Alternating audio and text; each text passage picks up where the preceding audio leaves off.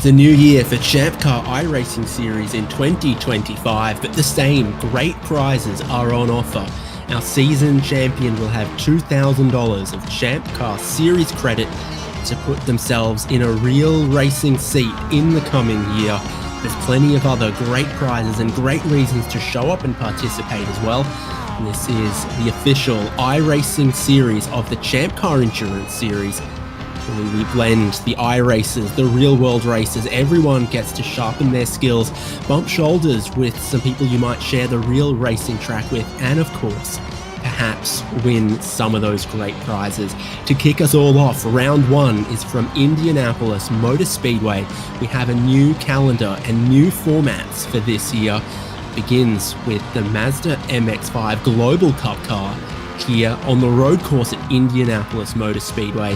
On ChampCar Live and HJBC, we'll be bringing you live coverage of every race this year. I am David Haynes with Devin Peters, Michael Derby in our production to bring you all of the pictures and keep you live and up to date as the season unfolds. Devin, let's take a look at what's ahead of us for this year. Well, there's no better place to get started than at the very first speedway, and it's going to put on a great show for us tonight. But there's plenty of racetracks worth racing, both in the Real Series and in the ChampCar iRacing Series. Next race will be at Daytona International Speedway on the road course. Of course, ChampCar is going to be there as well. Oulton Park is going to be a little bit of a drive for some of our teams. Close to home for you, though, I think, or closer anyway. Michelin Raceway Road, Atlanta. Will be on the will be next up for our fourth round. Watkins Glen International, both tracks that are featured in the real world schedule this year. Then we'll take a trip up my way, go to Mosport, Canadian Tire Motorsport Park, before heading back down about as far south as you can go to Sebring International Raceway. Also featured on the real world calendar, Barber Motorsports Park, VIR, Mid-Ohio, Brands Hatch, and Road America will round it out. And you might have noticed if you're looking at the screen that we got 3 cars featured this season, including a new one, the BMW M2, Haynes. Yeah, so that's new. It's slower than the GT4 cars, and it's a real sort of entry-level track day car, club racer car, prepared by BMW. And so they're around the 250-ish to 300 horsepower in competition spec based on the road-going BMW M2. And you see plenty of them around. They're pretty popular, especially in things like the Nürburgring 24 hours and races like that. When you want a factory prepared race car, but it doesn't need to be GT3, GT4, or anything like that, the BMW M2 CS Racing is going to be very interesting to watch. And it's 4 outings this season. You'll notice that ends in October. There's also plans for an endurance series at the tail end of the year. That's this one. So 2 weeks apart, 2 weeks apart, 2 weeks apart, hitting up some of our favorite racetracks that often draw the big grids and draw the real enthusiasm. Daytona International Speedway, VIR, Road America, and Sebring, November and December. So keep your eyes peeled for that one. See if you can get some friends or some teammates together and get set to enjoy some more great racing on iRacing. And again, have a chance to win some prizes, keep your skills sharp, and rub shoulders with some ChampCar Endurance Series competitors and other drivers. But of course, with all of that big year, big picture stuff set in, it's time to look at where it all starts here at Indianapolis Motor Speedway. And of course, drivers are looking to start on a good footing, Devin, because there are points to be scored this year. Yeah, the Sprint Series Championship and the Endurance Series Championship will be conducted separately. So we're in the Sprint Series right now, and there are points on offer for the top 38 finishers in this series, meaning that at least 11 drivers are going to be going home empty-handed today. Of course, to score points, you got to finish, and for us, finishing counts after you reach 50% race distance. And over the course of the 12-week season, or the 12-race season rather, there's going to be 3 races dropped. So your worst 3 results won't count against your finish. giving drivers the chance to compete, even if they have to take a week off to thrash on their car and get back out to the real world track as well. Of course, the overall winner is going to win $2,000 of ChampCar credit to go towards racing in the real world ChampCar Endurance Series. And as a couple of guys that got our start on iRacing, there's no better path to real world racing than this. So there's just a tiny bit of time left until the grid is set for the 1 hour race. Everyone will be starting the race with just over 4 gallons of fuel. And of course that means in this 1 hour, you're going to have to make a pit stop to put some more in. Exactly when and how that happens is mainly up to the drivers. Many drivers do have sort of teammates, etc., that they're linked up with here. We'll keep an eye on that, including the Sennhauser brothers here, Logan and Cameron, many others, and many names and cars that will be familiar to ChampCar Endurance Series competitors. So I've definitely seen drive trainer guys out there. I'm seeing Kruger Tuned, Most Mint Racing, some others as well. Keep across that when we get racing. So almost everyone is sort of done with this qualifying. Here's the pit lane at Indianapolis Motor Speedway. It's a long one, and it's 40 miles an hour pit lane speed limit as well. So it's a long trip down that lane, but it gives plenty of space for everyone on pit road, where there are 40 pit stalls. A few people are going to have to share because it is a ripper turnout for this opening race. You're going to have to translate ripper turnout for us here, Haynes. Oh mate, it's a bonza showing. It's it's crikey, It's the vibe of the thing. It's a beautiful view of this beautiful facility that's good for just about everything. Tiny bit of dirt oval in the middle, 2.5 mile speedway, road course, the lot. We're going to bring you the grid in a moment, as and when we can, but we won't hurry it because it's still formalizing itself with a couple of cars out on track there still. And Nick Love is in the runoff of turn 2 there, just messing up Indianapolis's beautiful, beautiful grass.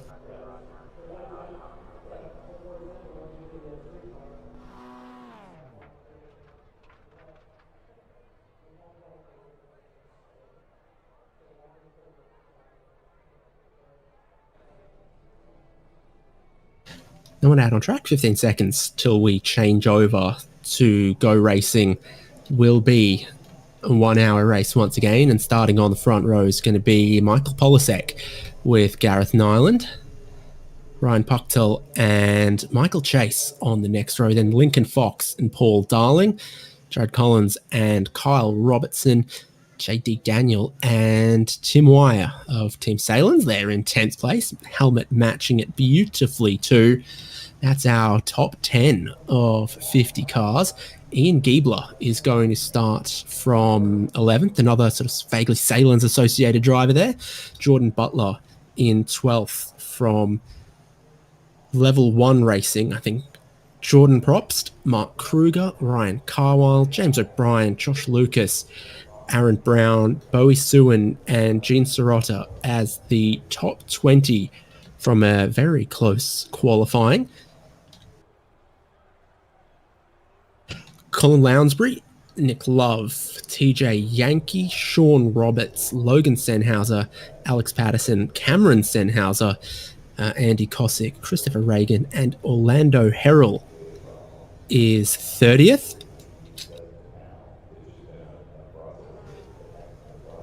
Bill Woods is 31st, Darius Goodman 32nd, and then Kyle Lockrow, Keith Gwinnett, Zach Balthazar, Aaron Reed, Kyle Guillory, Matt McGee, which I want to pronounce as MCG, Steve Hermé, and Scott Grinnell 40th there. And then there's 6 more drivers with qualifying times. So John Nicholford, Cindy Picots, Patrick Persley, Brian Tidd, Jeffrey Rockwell, and Jason Deal. Noted Ford Mustang FR500S enthusiast Bill Salin did not set a qualifying time. Neither did Matthew Martin, Stephen Schaefer, or Joshua Soto, a race winner from last season, present with no qualifying time. All 50 drivers soon going to line up at those famous bricks across the start-finish line at this racetrack, led by the greatest pace car on iRacing, the Ford Mustang FR500S, 4.6 litres of single cam V8 passion and power and dignity.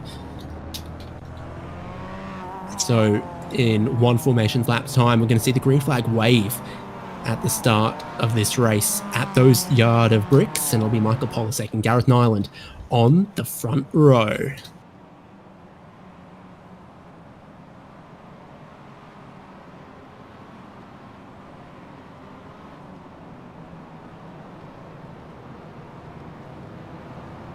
So are there any noticeable absences from the grid? I'm seeing that maybe Logan and Cameron Senhauser, don't they look to be on the grid? I thought maybe they were going to do a pit lane start or something had popped up for them. Pace car crawling around on this race start. Pace car speed around here is 45 miles an hour. I am noticing one anomaly on the grid. Down in 47th place, we've got several-time race winner Josh Soto deep in the field. I think there's a chance he makes some serious ground up today. Yeah, he is 47th with a little bit of company of Jason Deal, Bill Salen, others around the tail end of the field here. Beautiful liveries up and down the grid, of course, including this one. Makes you want to brown some onions and pour some barbecue sauce. Here, here.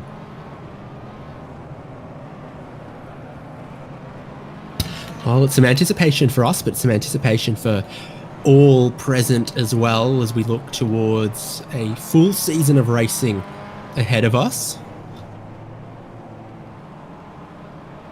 Great place to start it. Yeah, this track always provides great racing, and especially in cars like this. So I'm expecting lots of drafting, lots of overtaking in these Miatas tonight.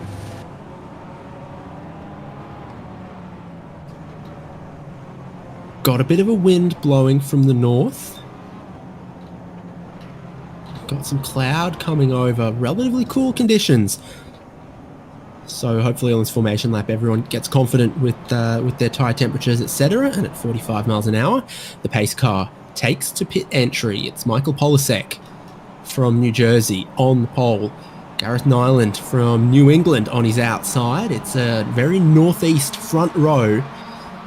It's Ryan Pucktel and Michael Chase behind. I think we're going. I think Michael Polisek's not hanging about, looking for a green flag with 1 hour of racing for ChampCar iRacing Series at Indianapolis Motor Speedway. The grid is full. The stands are full. The anticipation is full as they draft and slipstream down towards the big braking zone at turn 1 that will take them off the speedway and into the road course. Round the outside goes Gareth Nyland to try to take some spots away from your pole sitter. Gareth Nyland up into the race lead as Ryan Pucktel also has a little bit of a look at Polisek. Oh, and disastrous start there for Michael. Going early, it caught the field off guard, but it gave a lot of time for that draft to work its way, and Gareth Nyland took advantage. Famously powerful in these cars. It's the kind of racing they're known for. Down the back straight we go, heading in towards the chicane S's at the back straight, and that is flying in on the brakes from Ryan Pucktel. Your pole sitter Polisek back into third place, almost overshooting it. Pucktel will drop just back into line there. So will Polisek. Lincoln Fox up into fourth ahead of Michael Chase. Sweeping our way back around towards heading back onto some of the speedway banking. Not too much massive change on that opening lap, particularly in the top half of the field.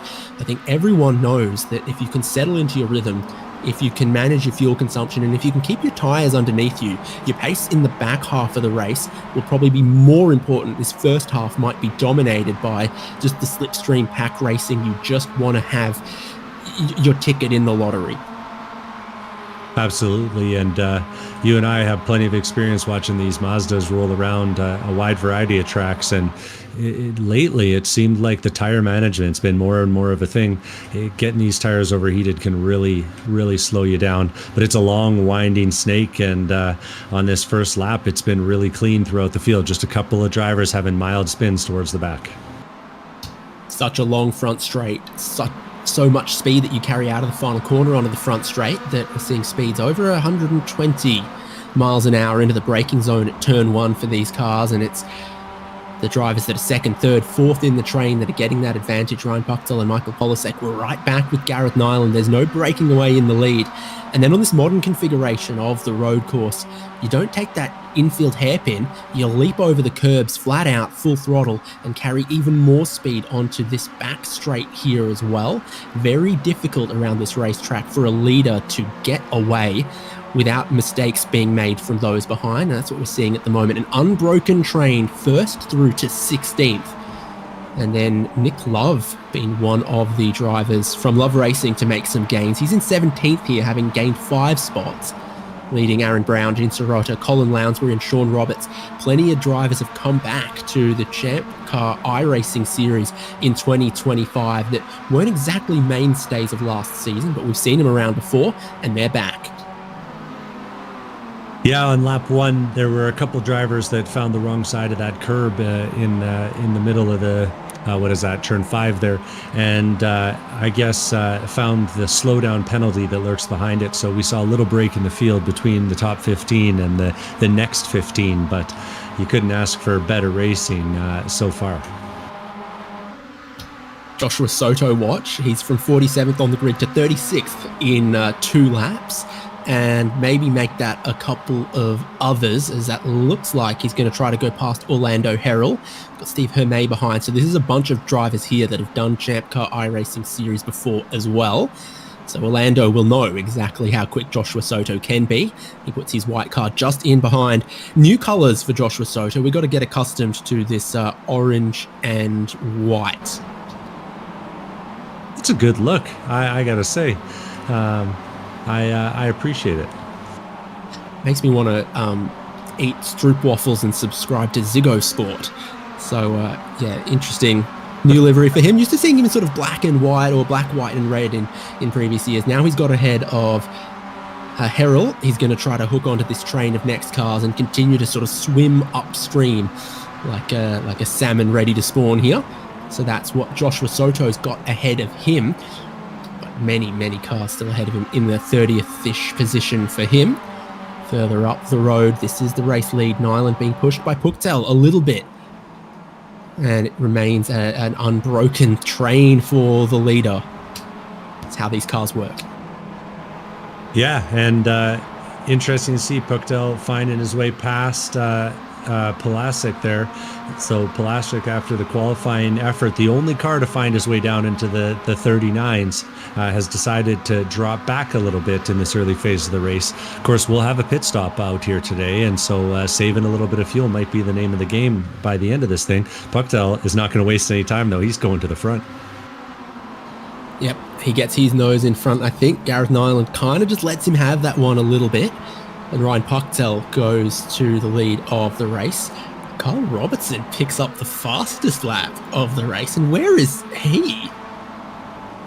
I'm way down the order. I can't find him. Okay, nice. So he's at the tail of this group. I was looking too far afield for Kyle Robertson, but obviously, yeah, closing in the elastic band of the power of the toe around this racetrack. Has him motoring along, looking like a chance of a top 9 breakaway here, to be honest.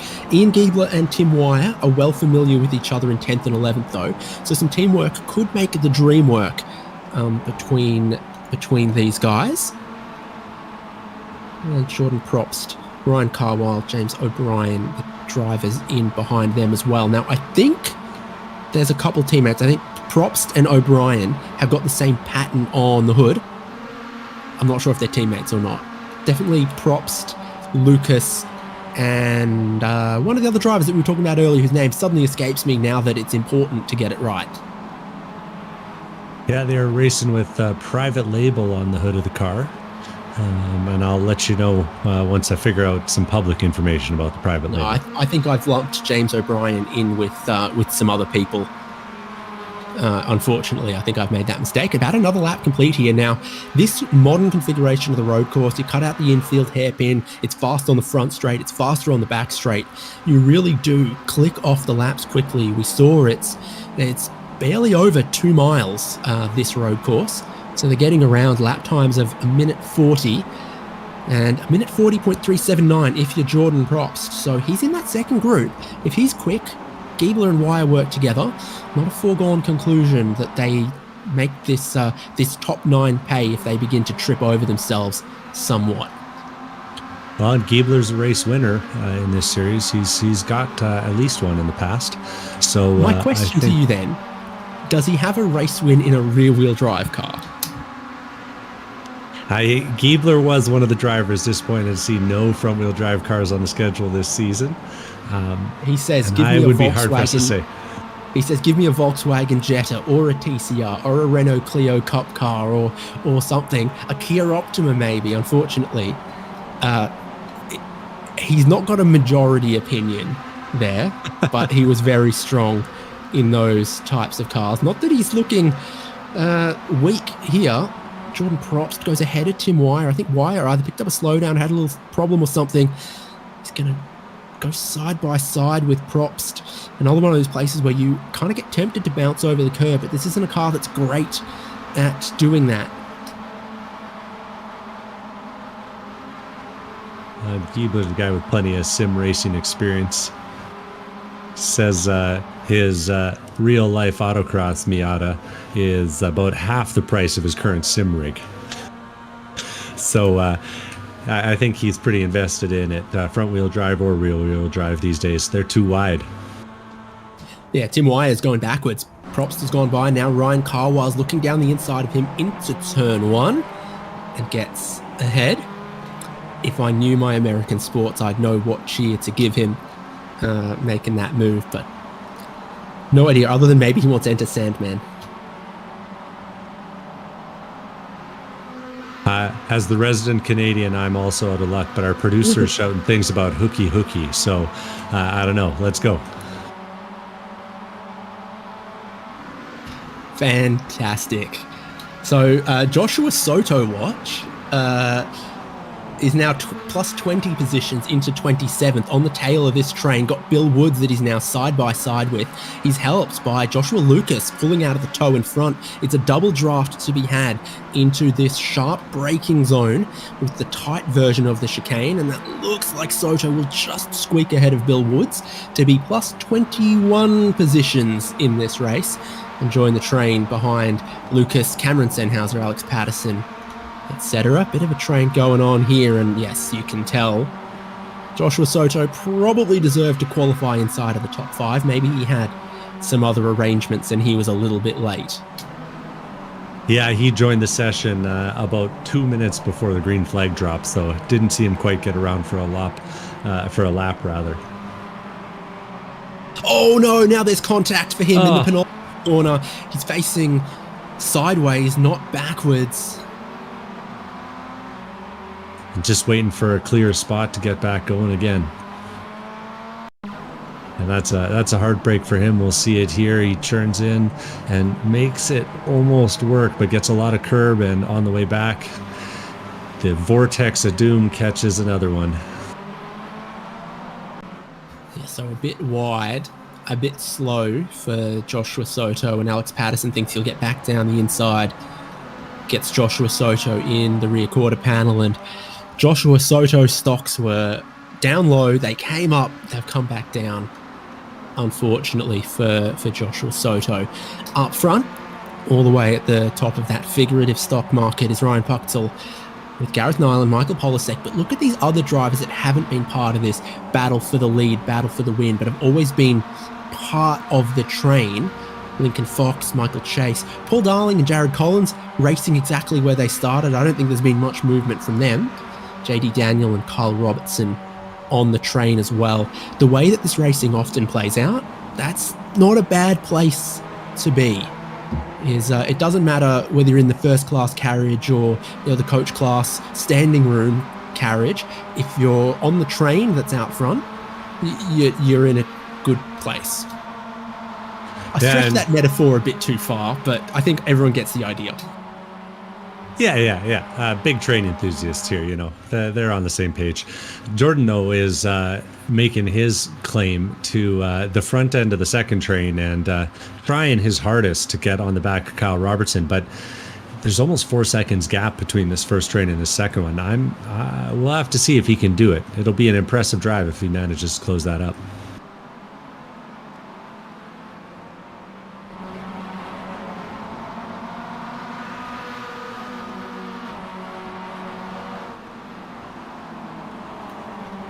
Yeah, the issue they got is they have just lost half a second on that lap and have been losing a little bit of time to the leaders on the previous group. You see that Jordan Probst has got to the front of this group ahead of Ian Giebler. Tim Wire still just a couple cars back now. So they're settling in for a good run here, but it looks like that leading 9 increasingly stretching away.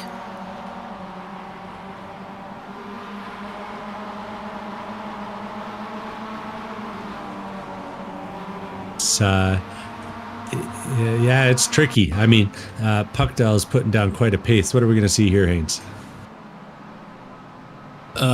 Spin for Zach Balthazar. Oh, and a sympathy spin behind him. Oh, okay. Well, good thing I can see a couple of recovery trucks back there because there's a few spun cars there and trying to. You don't know exactly if you're parked on the racing line or which way to turn, and maybe turned the wrong way and caught out Josh Soto in that. I got Zach Balthazar. Orlando Harold, Sean Roberts all involved in that one, as well as Keith Gwinnett, who managed to dodge it, but still lost some time.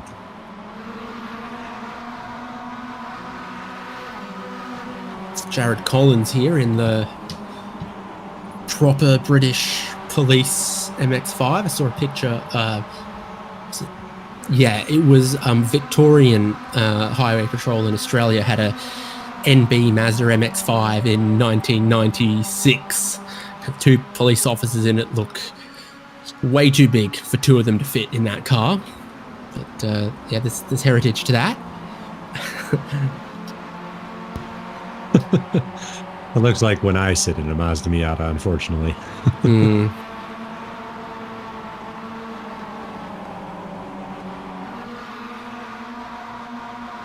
But yeah, this front group seems to be pretty satisfied with just running in line.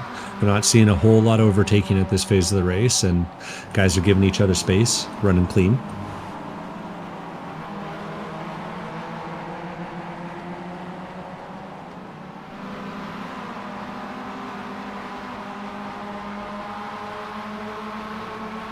One driver, go ahead. I was going to say fastest lap of the race still belongs to Kyle Robertson. Lincoln Fox and Michael Chase. Maybe at risk of losing your top 3. Maybe at risk of getting away from those behind. I think it'll probably close up again at some point. There is just a little bit of time, 0.7 of a second between Polasek 3rd, Lincoln Fox in 4th. Yeah, we'll have to see. Fox plenty quick. We see him in our other series, Spec 5, that races these Miatas pretty regularly, and we're starting to see a little bit of the lap traffic leaking back into the picture. That was Jason Deal facing the wrong way out in the grass. One driver I wanted to shout out in this top battle pack is actually JD Daniel. He's right at the back end of it, in 8th place right now. But I hear that JD Daniel was the winner of the Indy 6 Hour. doing good things in the real world, doing good things on the virtual track too. So new to this series, we'll have to see how he does.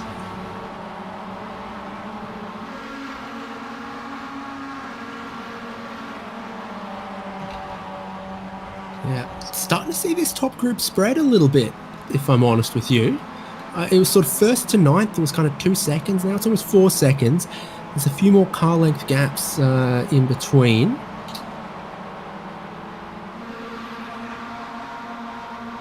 Do have a little wondering if some of this lap traffic might help a little bit. You got to get around it, but having a drafting partner might help close up some of these gaps. On board with Nyland in second place. Yeah, looking for that 300 board. Still the same as when you were there, Haynes, eh?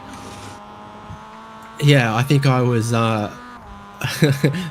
coast from the 500 board, break at the 300, 250 if I really needed to get down the inside of someone.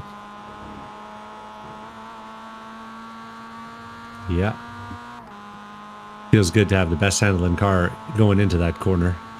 Coming out of the last one, it sucks a little bit. It's great when you see someone else have to brake at the 500 and you're like, I got 200 more feet. I'm so going to get you. So, yeah, Bucktel's pushing the pace up a little bit, perhaps. And for everyone else, they'll understand the benefit of saving a tiny bit of fuel if necessary.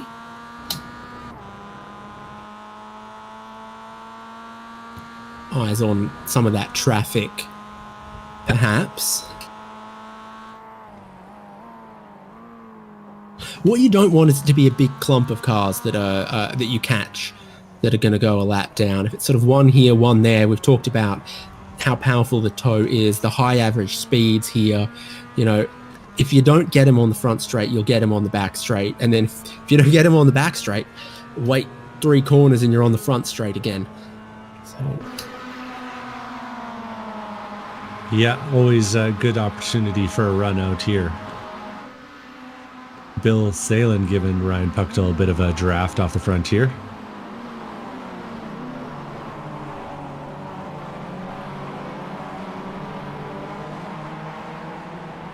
He was telling me how he thinks grilling hot dogs is overrated. You should just microwave them, as he pulls aside and lets the leaders through. Oh, we're going to get sued. We are going to get sued. Great friend and partner of ChampCar, and great friend and partner to Watkins Glen and that region of the US where they love Salen's hot dogs and products.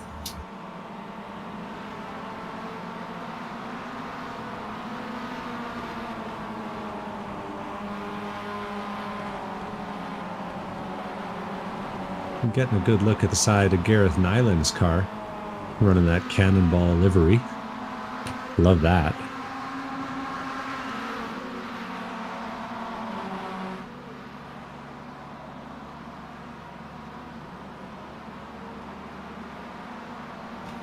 So this top 9, in a little bit of a holding pattern at the moment, spreading out a tiny bit, but we're still some time away from any of them needing to pit. 1/3 of the race complete. No one in your front group has pitted yet, because that means 2/3 of it still to go. Some battles elsewhere in the field, like Joshua Lucas, Kyle Lockrow. Kyle Lockrow then got his teammate Darius Goodman in the same battle in sort of 22nd, 23rd there. Looking at this group here. So that's Lockrow, green, blue, red. Colin Lounsbury just behind him. They think they're going around Jason Deal, and no, yeah, Darius Goodman getting escorted a little wider than he wanted. Yeah, Goodman, new to the series this season, but having a lot of fun racing.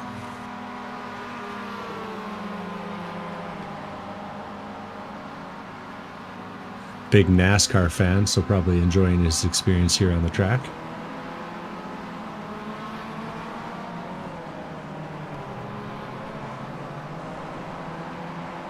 You know, I got one driver we got to shout here, Haynes. 27th place Matt MCG. And, I just got to shout him out because he is our leading Canadian in the race. And, real big fan of my countrymen coming out and doing well. Stephen Hermet's falling behind him. Haynes, where's the top Australian in the field? Currently securing all loose items in their backyard and making sure anything in their underground car park won't flood. Okay. As tropical cyclone Alfred prepares to make things a little too spicy. But gee, he's going to pick up a spot. Cameron Sennhauser, I think it was, losing control of the rear of the car, spinning around. Did I get the right Sennhauser? I think you did. Yeah, that's a blue Sennhauser right there. That's Cameron. And getting that little snap oversteer from catching a little curb. You're right. Top tip for avoiding spinning cars: aim for where their rear bumper is, because the very nature of a car that is spinning means that by the time you get there, their rear bumper will be somewhere else.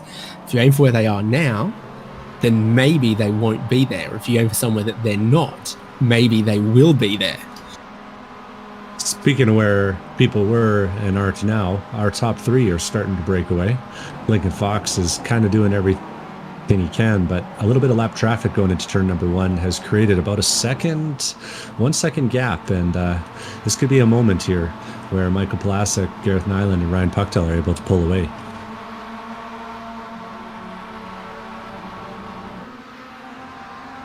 Yep, a bit more space for your top three now, as just seeing a couple more cars look to pit. You might see a few of these guys look to pit. Nick Love, we saw on the lane, but Steve Schaefer also in. Andy Kosick, Jen Serrata, Sean Roberts, and Aaron Reed have all been through. Some of them with damage, but some of them it's just looking like pitting in time. There it is. You just go wide through the penultimate corner and you're on the pit entry. Not for any of our leaders this time, though. If they've got a relatively clear track in front of them, I think they'll want to stay out. If you come out of that final corner and you look down the front straight past the yard of bricks and you see lots of cars that are about to go a lap down to you, you think, maybe I won't do that. Maybe I'll take my pit stop. The car that they can see is number 50, Andy Kosick, in the mintiest car that ever did mint. Famously minty.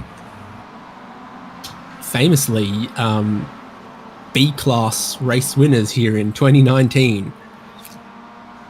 By famously, I mean Andy Kosick shared some pictures the other day.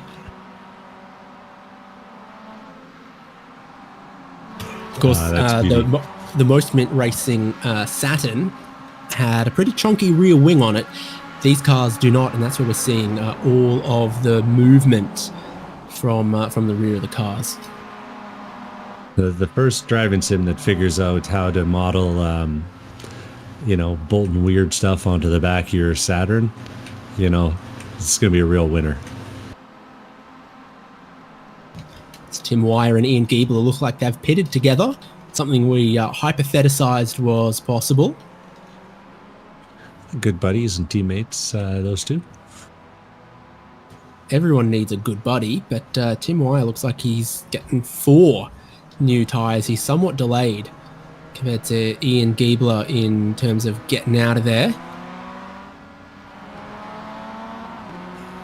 That's a pretty significant stop time. He's going to end up behind someone, Brian Tidd, who's been getting some damage repairs done and is a lap down.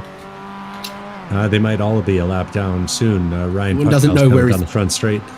No, where his pit lane speed limiter button is quite either.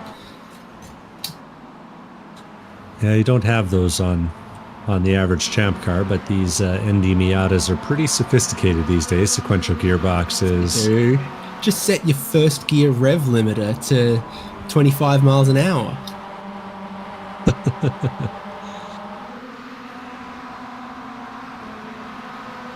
I think they discourage messing with the ECUs in the MX-5 Cup. I wouldn't know, though. Because you've never been caught. Carl Lockrow's also pitting. Our top group are back together, though. And there is some traffic for Ryan Pucktel, the race leader. It only suits in ChampCar that you got to know how to get through a little bit of lap traffic. It was Brian Tidd, wasn't it? Who was on his out lap. You spoke about exactly where he was rejoining after his stop. The top three in the same order still. Poxel from Nyland from Polasek. It just means that Lincoln Fox and Michael Chase have gotten a tiny bit closer. Paul Darling, Jared Collins, JD Daniel going to have their work cut out for them. And Kyle Robertson has dropped back from this group closer towards Jordan Probst. Yeah, the two of them are neck and neck. And only about 5 seconds back from that leading pack. So still losing a little bit here, a little bit there, but definitely not as much as they were earlier in the stint. And in fact, this time by, I'm curious to see. Yeah, they even gained a little bit that time.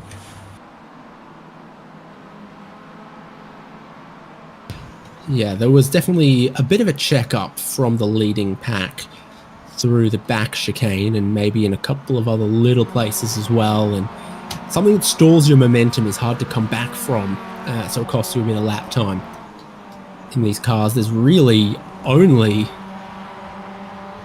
3 significant braking zones around a lap here, maybe 4, depending on exactly how you look at it. Bowie Suin, Josh Lucas, Darius Goodman. I'm seeing a couple of drive trainer cars come in now as well. So Kyle Robertson's one of them as well, running in that 9th.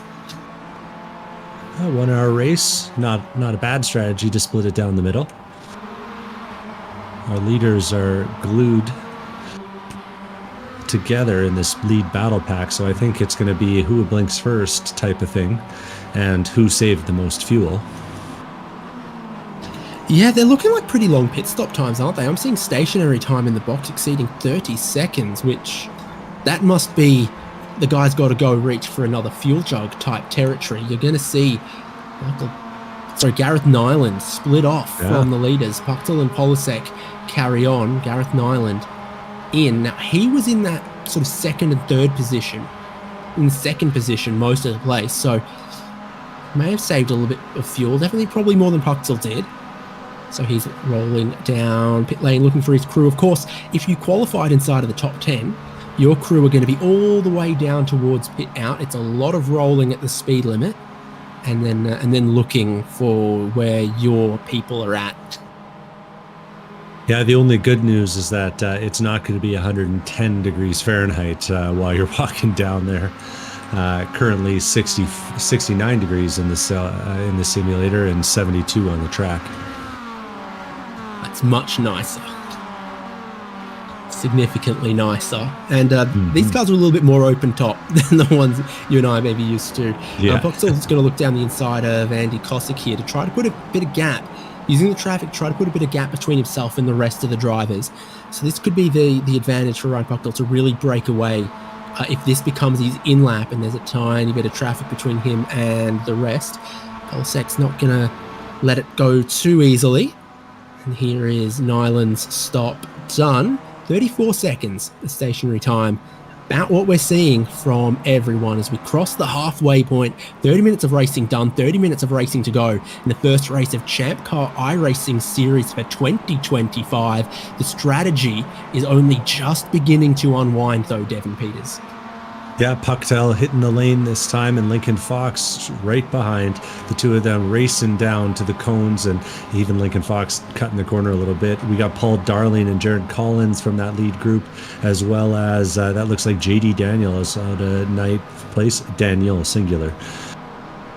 The 5 of them are in the lane. 6. And Jordan Probst and Kyle Robertson behind as well. Yeah, it's JD Daniel, not Jack Daniels, which is what my old housemate's bloodstream was made of. You've got almost everyone pitting except that top 2 of Polasek and Chase. And so here's the run down the lane for Aaron Brown. There's Jordan Butler.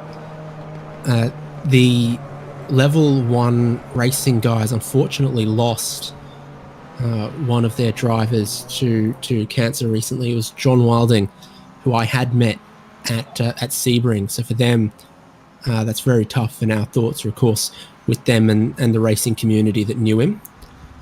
They had a big TV at their pit stall at Sebring, and I went wandering down the pit lane at night. They had F1 qualifying on. I stopped by. They called me Mr. iRacing and gave me a beer. So good folk in racing. They're coming out the pit lane now. Gareth Nyland's coming down the front straight, and he's flying. We'll see where he rejoins from second place. I don't know. This stop or this lap by himself seems to have maybe cost him. Nope, it doesn't. Ryan Pucktel just ahead. But interestingly, somehow, Paul Darling, Jared Collins, Lincoln Fox, all of them out ahead of him.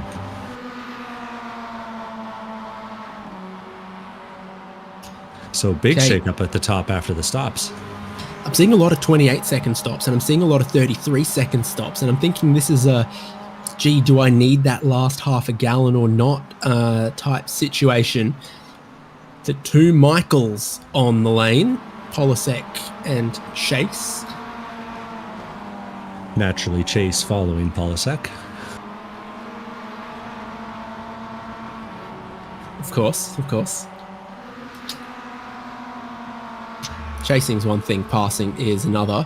So this is important laps for Fox, having stopped a little earlier than the rest to really try to maximize. The service is only just beginning for the others, while you see Fox negotiate what's functionally the final corner for these cars. You get full throttle and you hold it through this corner. The car I drove here was full throttle through that corner, but I had to reach for a gear shift in the middle of the corner. I'm pretty sure that did my shoulder.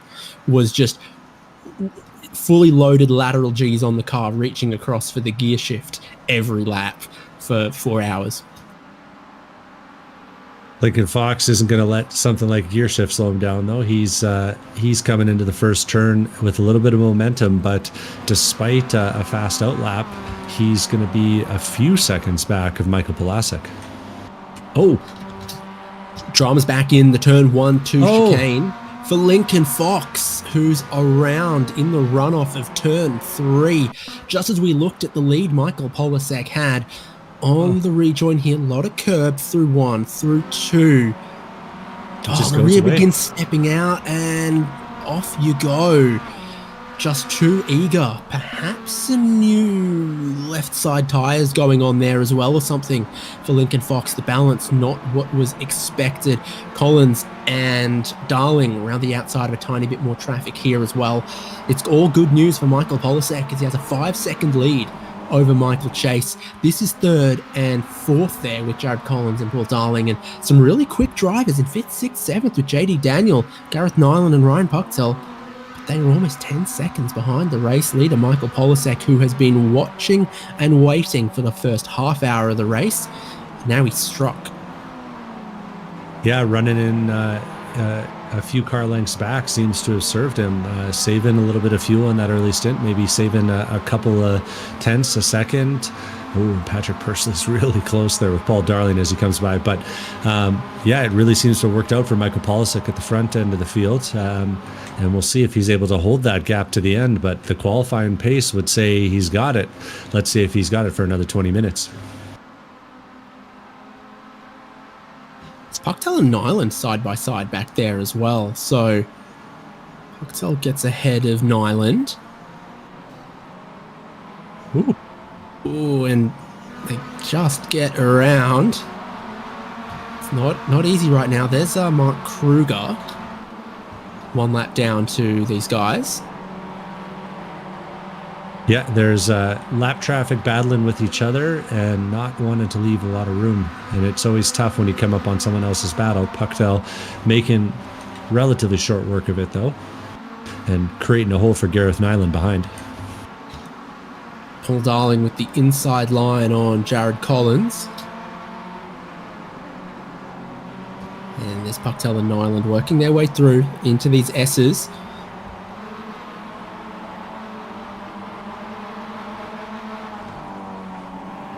Final change of direction. All of this concrete on the inside of that corner, that right-hander that you can take. Then the corner just keeps going on the exit, and it's so easy to get a little bit wide, get on the grass, and lose a lot of time there. Got to stay within the track limits and sort of pop up onto the banking here. into a sharp right-hander. Hearing some people say you want to stay right of the curb so you get the full to the right-hand side of the racetrack to open up what becomes really the final corner onto the front straight. So some different lines to take through there depending on which part of the racetrack you're trying to optimize. I wouldn't follow a car that's flashing its brake lights, and neither would Jared Collins as he pulls through. Paul Darling has a new fastest lap of the race. Polisek's lead is still 6 seconds though. He's not hanging about, but neither apparently is Paul Darling. Yeah, big draft and a big push there. So definitely some interest from Darling to turn this back into a 3 or 4 way battle on the podium, at least at this point. And we'll see if this group is able to make it work. The traffic's making it tougher and tougher for these guys to gain ground, but you got to think that a drafting pack is going to have more pace than a solo car out front, right? Yeah, and then does Polasek need to engage a little bit of fuel saving, which will be difficult to do by himself, whereas if someone like Jared Collins suddenly goes, gee, I think I'm about a quarter of a gallon short here, then the saving could come pretty naturally behind Paul Darling and Michael Chase. Noting that Polasek had an incredibly short pit stop compared to those around him, but obviously spent the first half hour saving. The thing is, sometimes I see these short pit stops and I go, did you get to that stop number by saving in the first half, or do you get to that stop number by saving in the first half and still needing to save in the second half? And if that's the case for Polasek, yeah, we might see in the final 15 minutes those other drivers just start to get a little bit closer. Chases the driver in second. Zach Balthazar's all the way to the pit wall side on the right, and Darling is back engaged in the Mississippi River tug position.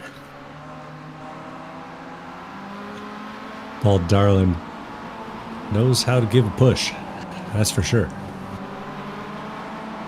He's the darling of the inland waterways as well. So it sends a message as well, like, I'm here to work with you. Here's my, peace offering, extra 2 miles an hour down the front straight for the both of us. Please reciprocate, or I'll stop being so nice here as well.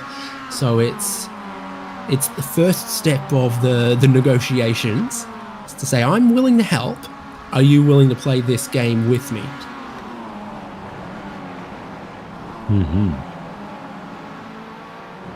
Well, and we'll see if that sticks around once Jared Collins gets to the rear bumper of Paul Darling, because he seems to be getting closer and closer. It's easy to push in a tandem. It's a little bit tougher to do it in threes.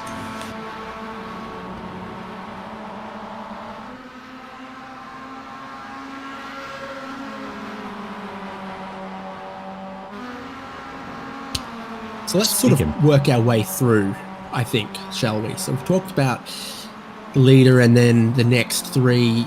Ryan Puxell and Gareth Nyland obviously showed an immense amount of speed in the earlier stints, but their stops have been on the longer side here in 6th and 7th position. There's Lincoln Fox doing a tiny bit of mowing out the penultimate corner, pushing hard, trying to catch this group, but somewhat adrift, unfortunately. Carl Robertson and Jordan Probst are completing the top 10 at the moment. Here they are. Mm-hmm.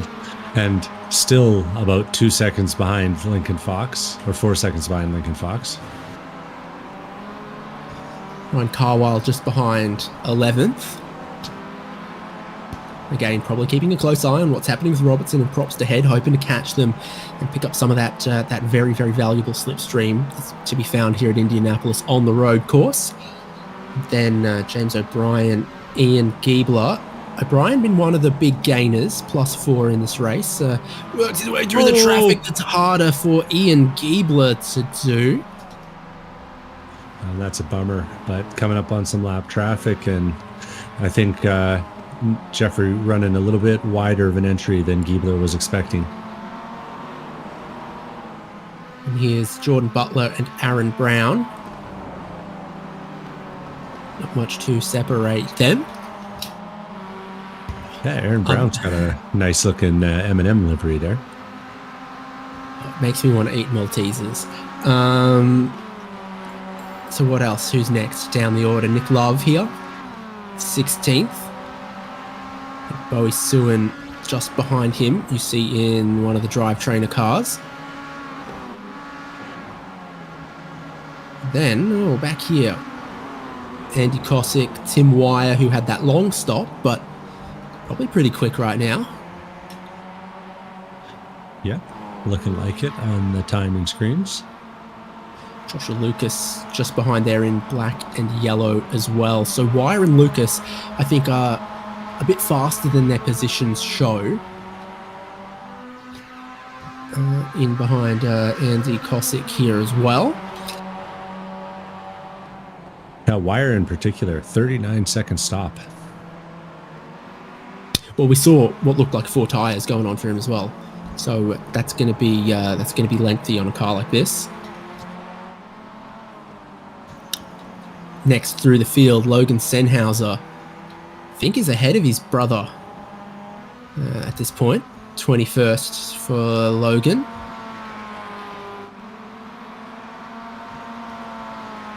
Colin Lounsbury 22nd. Is that the Indy 500 scheme from the guy, the NASCAR man? That's a big pull. I'm not sure.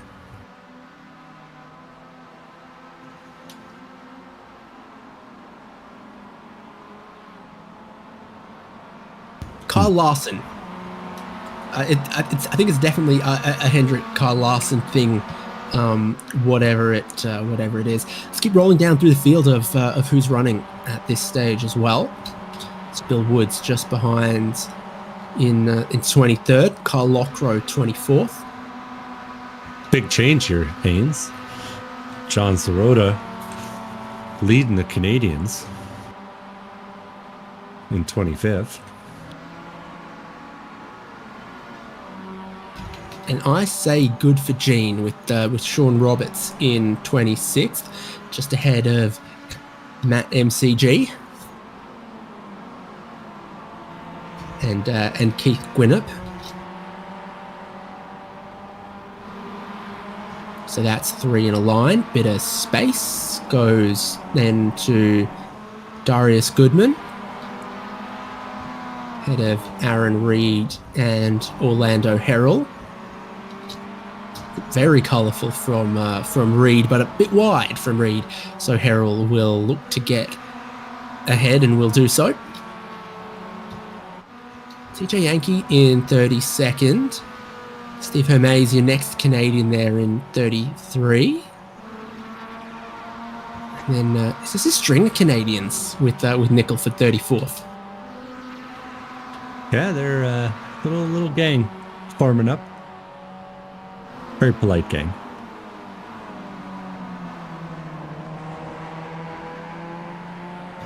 Senhauser 35th. Mark Kruger's back in 36th. And Kyle Guillory. We've got Patrick Pursley. So we're into drives who are 1 lap down. Oh, Christopher Reagan gets ahead of Patrick Pursley just as we're looking. It's never boring, is it? Zach Balthazar also gets ahead with just that little time loss. Also 1 lap down, Stephen Schaefer and Jeffrey Rockwell and Cindy Pickett. Yeah, and a couple more cars. Brian Tidd, Bill Salen, and Jason Deal still out lapping.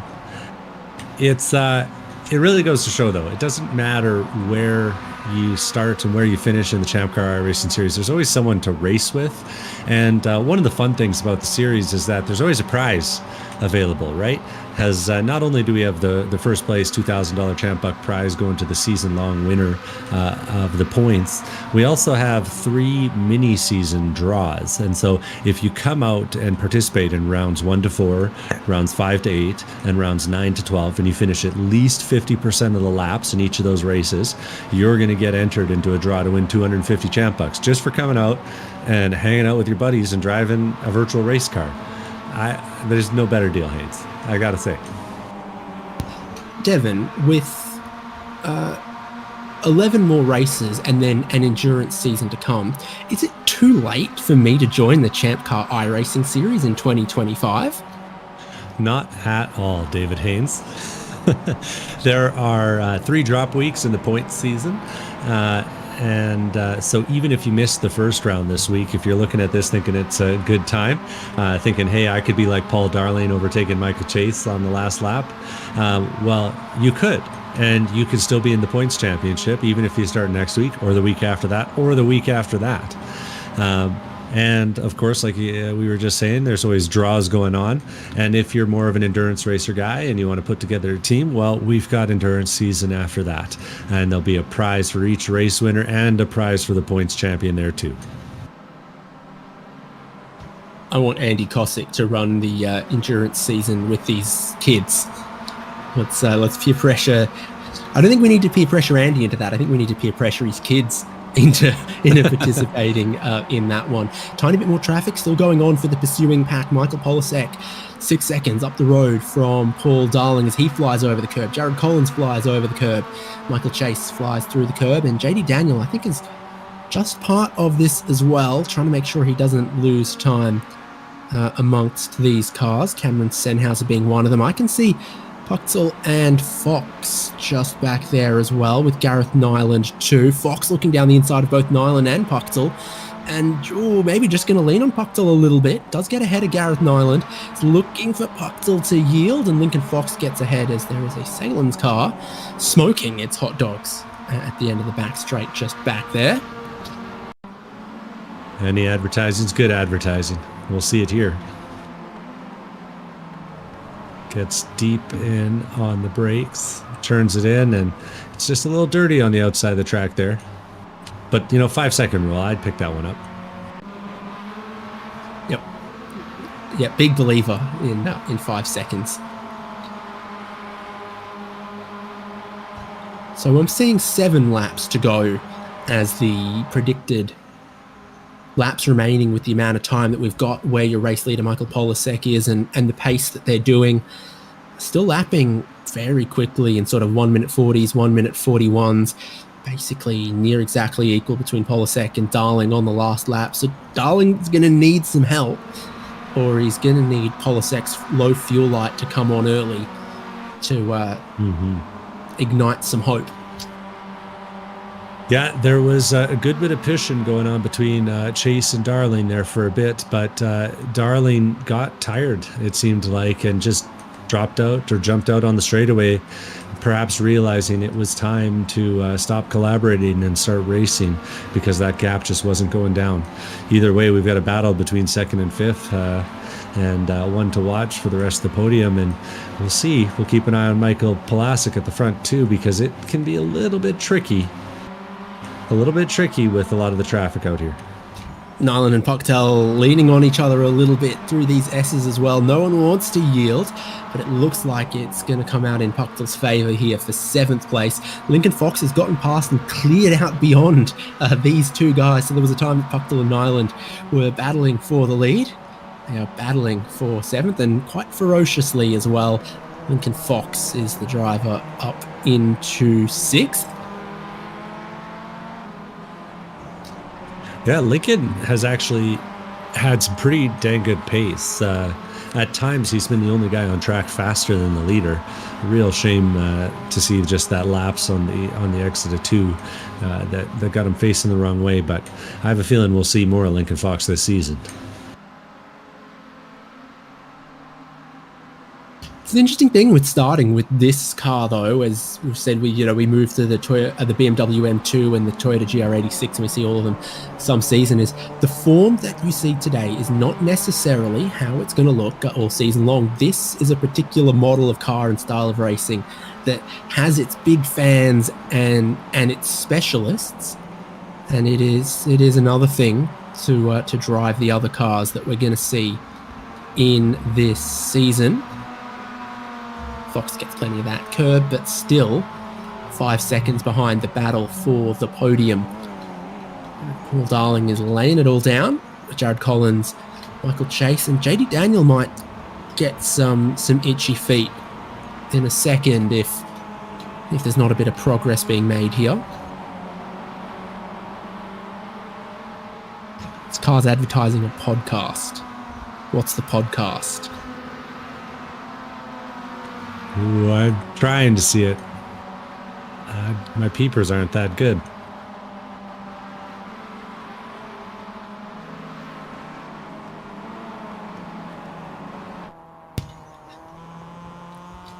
Into the paddock.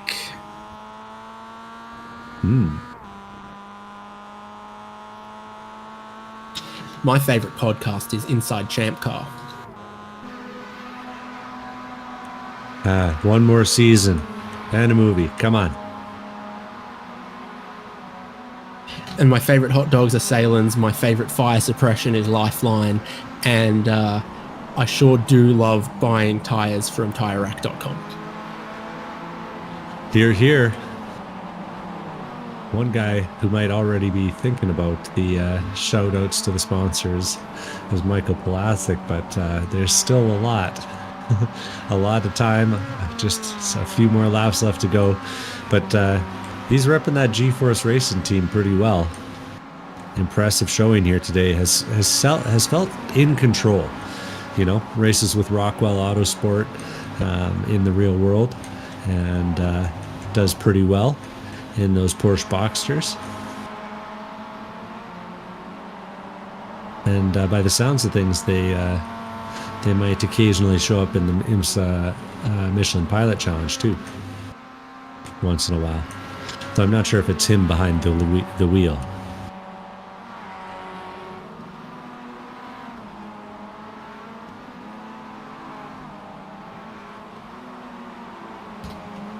It's getting towards crunch time at the Speedway for the opening round of ChampCar iRacing Series. It's getting towards crunch time here for JD Daniels. He's made a couple of moves. Tiny bit of traffic from Aaron Reed has maybe presented an opportunity for him to dive past Michael Chase and into fourth position, but I feel second, third, fourth, fifth, all spreading out a tiny bit further. The yellow bumper up there in second is Paul Darling. Jared Collins, difficult to miss. That's the point of the safety chevrons on the back of Jared Collins' machine. JD Daniel needs to defend in towards turn one. Michael Chase has got a bit of a run back at him, but he'll hold fourth for the moment. 4 more laps is the prediction. Polisek's lead shrinking. It's gone down a second in the last lap and a bit. How about we take a look, listen, see how things are going for Mike Polisek. Trying to hear it.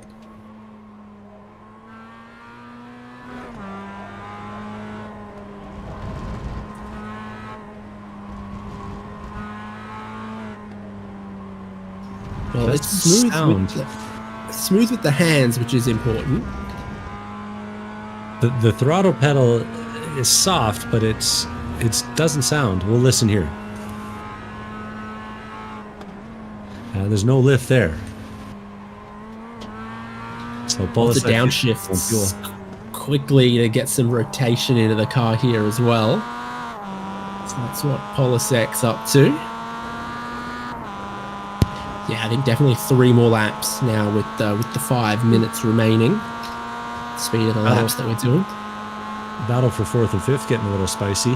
JD Daniel had a bit of a moment going into the final corner, and is now running side by side with Michael Chase all the way down the front straight. A little bit of extra momentum for Chase on the inside, but JD's looking for that side draft. Who's going to blink first? Oh, JD plays it well. Guy on the outside can break later, and he does. Nicely defended.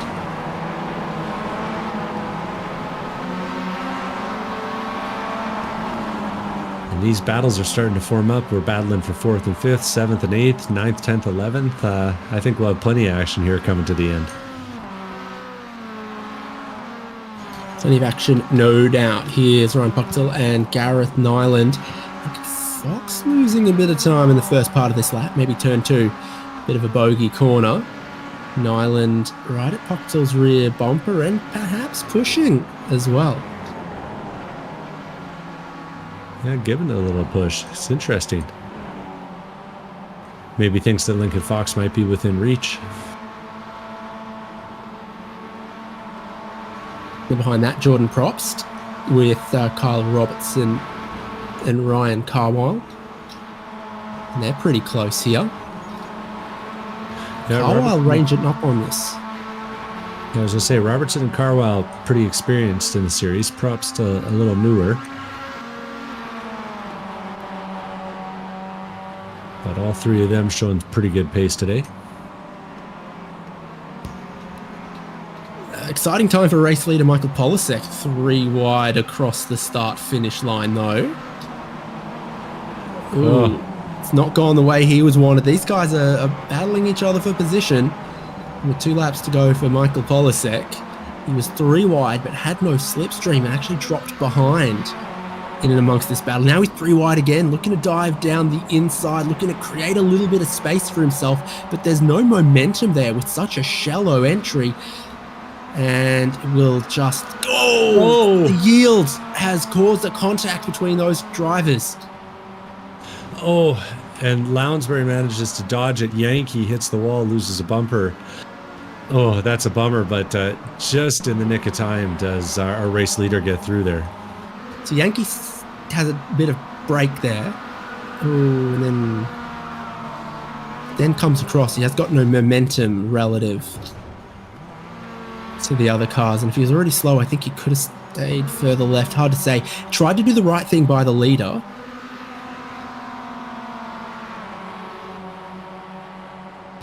It's all done is cost a little bit of time to Michael Polasek, but it's the same drivers that everyone else is going to have to work their way past here as well. Be coming to the white flag. Darius Goodman trying desperately to stay on the lead lap.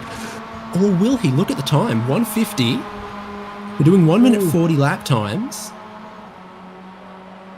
140, 139. The white flag is waving. Barney at the flag stand over the yard of bricks is calling the last lap. It was super touch and go, I think, but I definitely saw a flag waving, and it would be the white flag to indicate 1 more lap for Michael Polasek, and I don't think he could take 1 more lap of this.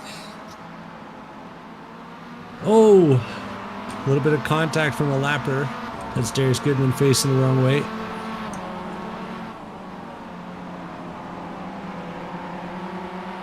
You've heard of nominative determinism. Well, okay, here's more drama still for Polasek. They're on the brakes. They're coming to a stop in front of him. It's Pickett's. Polasek is having to work for it. It's battles all through the rest of the field, but this for the race leader is shrinking the lead down to 3 seconds or so. Paul Darling clear away in second, Jared Collins in third, JD Daniel in fourth.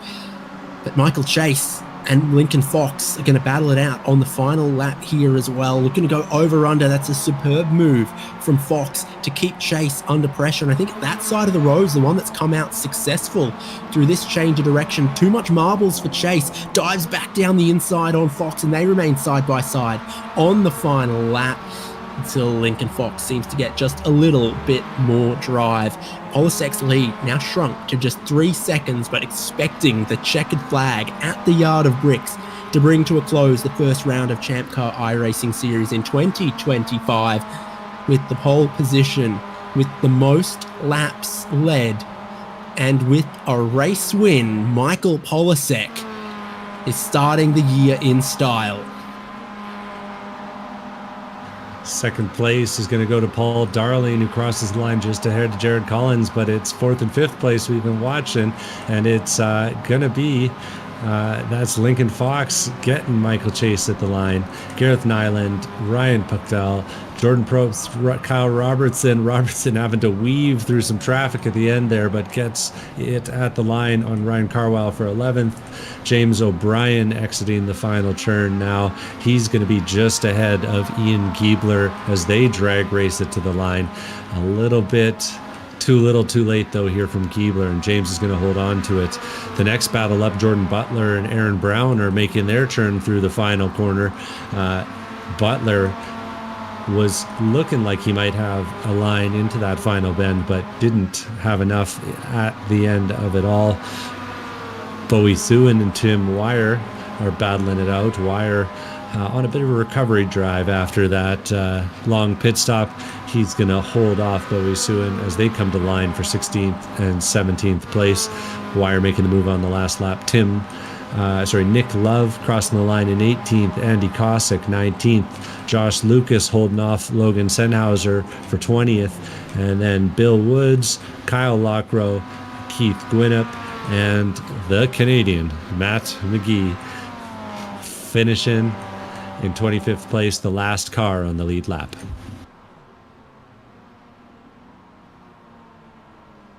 Good stuff out there, Haynes. Yeah, pretty thrilling. First half of the race, inseparable. Back half of the race, Michael Polasek pulled a strategy masterclass on them. Perhaps Lincoln Fox was the only driver that could have stopped him, but spun on first flying lap after the pit stop, created a large gap, large gulf between Polasek and the rest of the field that they just couldn't quite overcome around the speedway. Let's run through that order once again. Michael Polasek from Paul Darling and Jared Collins. JD Daniel, Lincoln Fox, Michael Chase, Gareth Nyland, Ryan Pucktel, Jordan Probst, and Kyle Robertson as our top 10. And then Ryan Carwile, James O'Brien, Ian Giebler, Jordan Butler, Aaron Brown, Tim Wire, Bowie Suin, Nick Love, Andy Cossack, and Josh Lucas. Looking for on the lead lap was our top 25. So Logan Senhauser, Bill Woods, Kyle Lockrow, Keith Gwinnett, and Matt MCG. Probably McG, I don't know. 25th still on the lead lap. Just off that lead lap was Sean Roberts, Colin Lounsbury, Orlando Harrell, Steve Hermé, Aaron Reed, John Nicholford, Cameron Senhauser, Darius Goodman, Mark Kruger, Gene Sirota, Zach Balthazar, Carl Guillory, Christopher Reagan, Stephen Schaefer, and Patrick Persley. Was everyone 1 lap down, 3 laps down for TJ Yankee, Brian Tidd, Cindy Pickett, and Bill Salen. Retirements, it looks like, for Jason Deal, Joshua Soto, Alex Patterson, Scott Grinnell, and did not start for Matthew Martin, with the race leader completing however many laps they did. I think Jason Deal is just short of the halfway. So we've got a lot of drivers already with their name halfway into the hat to get drawn for a prize.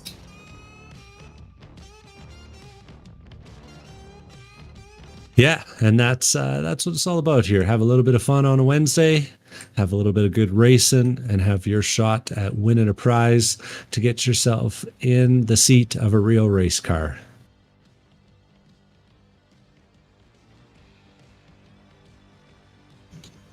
Let's see what of our podium we can get. A few of them are going to be standing by post-race. Always great to hear the thoughts from our drivers. Devon, you've been investigating, so where are we going to go first? We'll drag up our race winner, the pride of New Jersey, Mike Polasek, putting on a show tonight.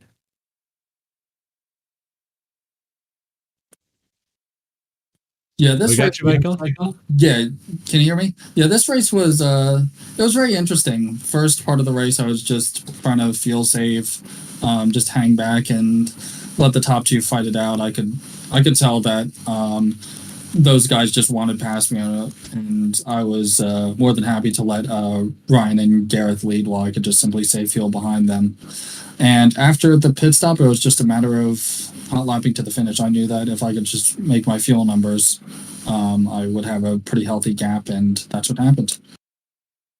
Looked like that pit strategy was working for you. We noticed that you were the quickest guy on the lane, and not just in the lane, or not just in the stopped portion too. You got a lot of experience doing some pit stop strategy there. Oh, definitely. I've done a lot of endurance racing on iRacing, and I just started endurance racing ChampCar as well. And I've had so much fun in that. But with iRacing, sometimes you just got to extend a stint, maybe 1, 2, 3 laps to make fuel targets work, especially if strategy goes off sometimes. So it's pretty easy in these cars, especially because the draft is super, super strong in these things.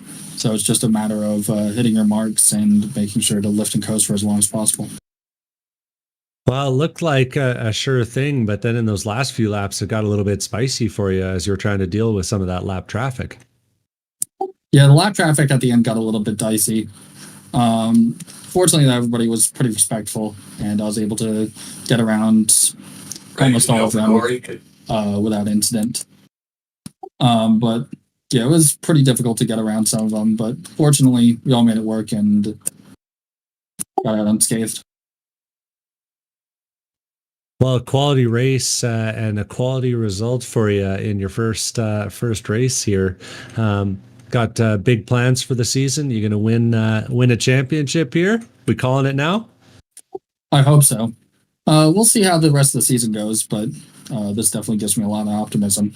There's a lot of good drivers in here, especially Paul Darling. I remember racing him in plenty of other series, and he's a great, clean, respectful driver.